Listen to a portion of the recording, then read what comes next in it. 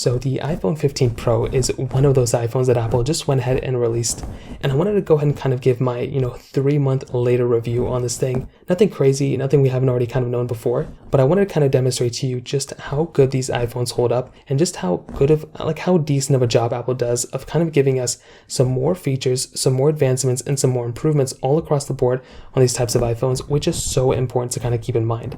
Now, the first thing I'll definitely tell you from a hardware perspective, this iPhone still holds up very, very well. I do think with something like the iPhone 15 Pro, this device does a decent job from a hardware standpoint. It's going to hold up very, very well for the next several years, which I think is so important to keep in mind. So the front 6.1-inch Super Retina XDR OLED display, very good. You have the dynamic island on the front. You have 120 hertz. Very good across the board. And I do think that's a very, very important thing to keep in mind from this particular device. I think if you're looking at it from like a hardware standpoint, it definitely gets a thumbs up for me for sure. Now on the bottom, you're getting USB Type-C, which is very, very cool. You're getting flat sides all across it, and you're getting the frosted glass back, which is also very nice to have. I think the frosted glass back is very good, and I definitely do think the camera setup with it having triple cameras, LiDAR sensor, everything across the board, I still think holds up very, very well from the outside of this device, which is very cool. I just don't know if this would be like the first phone I'd recommend buying for the majority of people, just because it is kind of expensive, and because of the similarities between this device and the 14 Pro, it might just be better to buy the 14 Pro in the used market, but still a very good looking phone.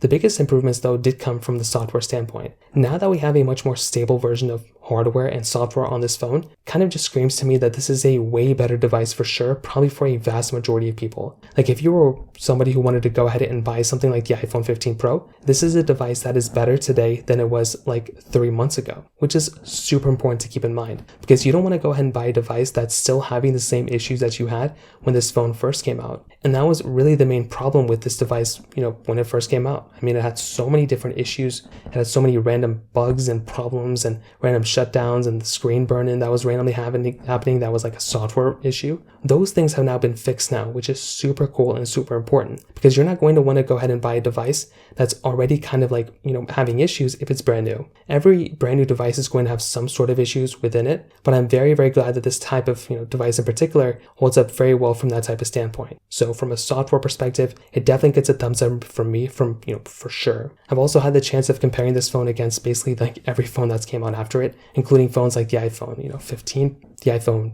15 Pro Max, the Samsung Galaxies that have came out, the new Google Pixels, like every single phone that has came out after this. And I've had a really good experience with this type of device, which was also very, very cool. So I will tell you again, from like a hardware software perspective, for the 15 Pro, thumbs up for me without a doubt. Now I also want to add, after doing some battery comparison tests within this phone, I did kind of find that this phone's battery life is only like slightly better than the 14 Pros. Like the 14 Pro did a really good job from a battery standpoint, which was really cool, but I definitely do think that the 15 Pro is slightly better, which does kind of make me feel a little bit better of recommending this type of device to the vast majority of people. And I think, like I said before, if you're wanting to go ahead and buy a device, this is going to be giving you a very solid experience. I think the iPhone 15 Pro does a really good job at giving you like one of the best iPhones right now, but from a price standpoint, that's where this device becomes a little bit more interesting. Like I don't know if this would be the phone that I would recommend, everyone to go ahead and buy, just because it is the most expensive one. Like even now that it's been out for a couple months,